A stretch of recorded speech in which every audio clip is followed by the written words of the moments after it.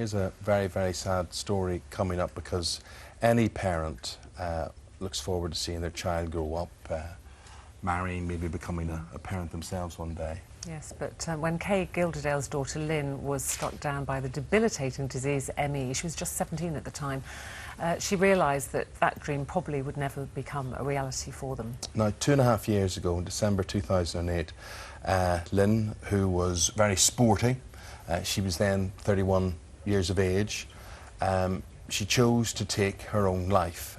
She was very, very weak. She couldn't manage this by herself, and Mum stepped in. However, her actions that night saw Kay charged with attempted murder, and she's here with us now.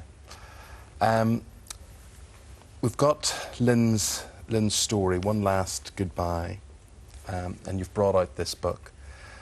I suppose you have your reasons, which we'll come to, but I suppose the accusation that could be levelled at you, Kay, is that by writing this, you are encouraging other people to either take their lives or become involved in assisted suicide. Is that one of your intentions? No, not at all.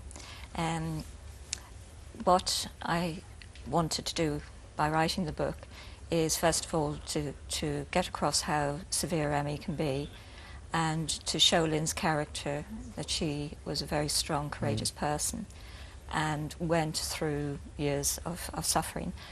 But that at the end of that suffering, it was her right to choose whether or not she had another year, another 6 months, 6 months, a year, but 10 not years. According to the law, it's her right. I know, it's people's right to commit suicide if they're able to do it, and why should she not have the same right to end her life just because she was paralysed? She couldn't even crawl out of her bed, she couldn't lift her head off the pillow, and why should that right be taken away because of that? And it doesn't mean, because I feel Lynn had the right to choose to end her life, it doesn't mean that I think anybody who's disabled, and Lynn felt the very same way, is any less worthwhile to society.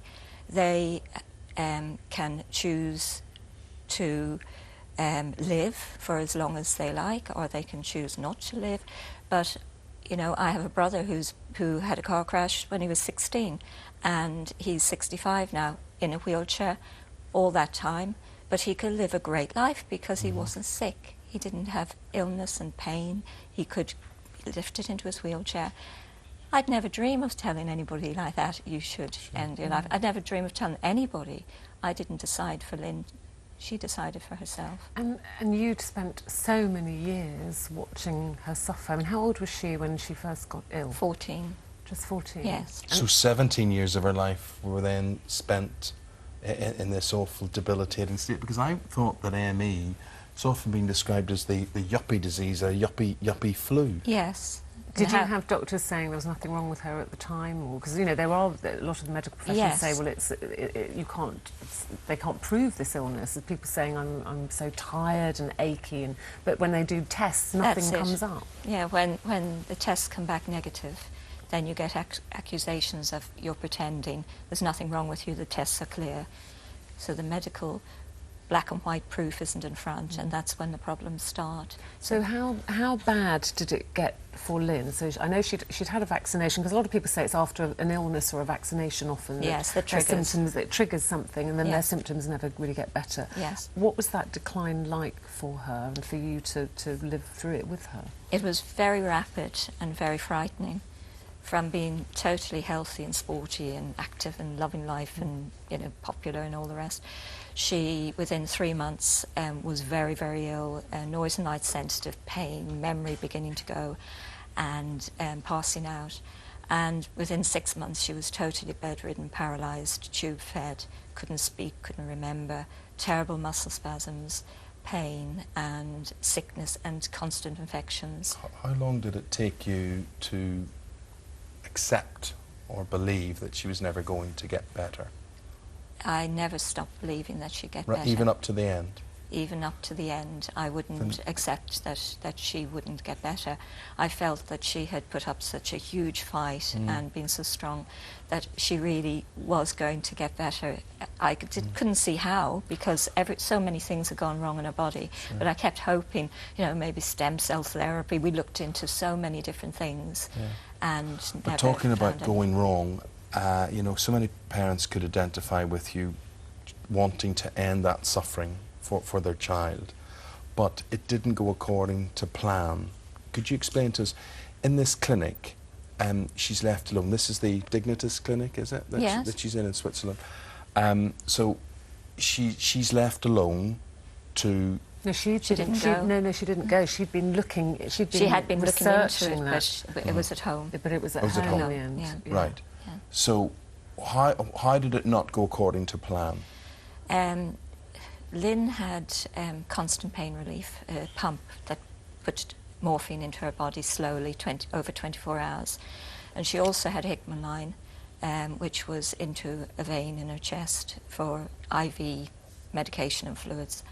And she took the slow-release morphine, which was a full 24-hour dose, and she connected it to her Hickman line and administered it all in one go, which would, you know, quite a big dose could be fatal for And she did that without you, didn't she? I was asleep. Yeah. I had gone to bed an hour before. I just recharged this pump, and she knocked for me, and when she realised it hadn't worked, and I went in, and a bit grumpily, because I'd just gone to bed and what do you want sort of thing, and she just held up the syringe and tears in her eyes, and I knew immediately what had happened.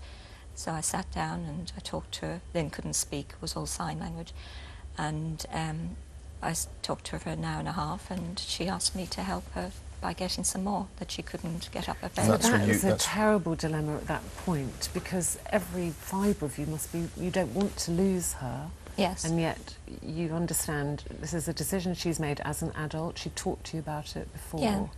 Yeah. She was an intelligent person, and this wasn't a whim. She'd been talking about it for 2 years and asking if I would go to Dignitas with her and things like that.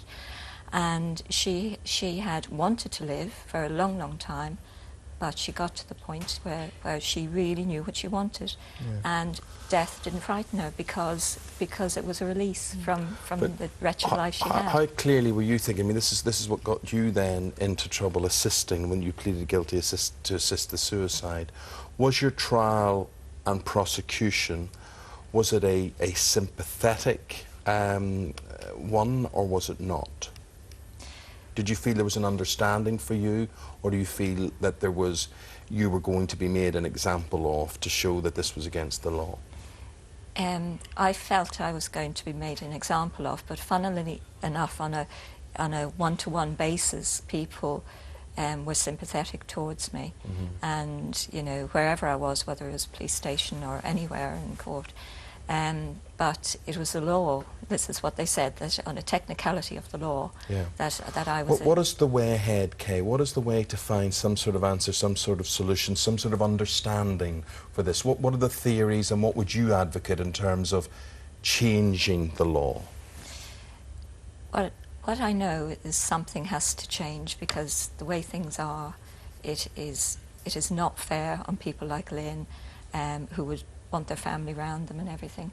And I don't have the answers. I know that the vulnerable have to be protected, but maybe if there were a group of people who knew the person, the patient, and doctors, nurses who are involved with them, family, and an independent person, and over a length of time made sure that was really what that person wanted, and then made it possible for them to end their suffering. Because you then feel their families could be with them. You say, you know, your husband and her brother would probably have wanted to be there, but you couldn't do that because it was against the law. And that's right. They adored her. She adored them. Instead, it was the middle of the night. She was frightened what was going to happen to me.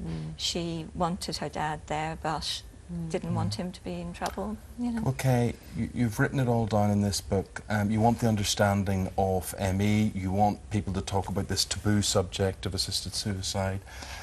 You don't have your beautiful daughter anymore. How are you? How are you coping? I cope from day to day, but my life will never, ever be the same. I just learned to live with the heartache, and carry on. And I wanted Lynn here. I wanted her to do all the normal things, and life is difficult without her. I miss her terribly. But you don't regret helping her? I don't regret helping her. It was the right thing. Thank you for telling us your story. You. Thank you. We're not asking you to agree with Kay.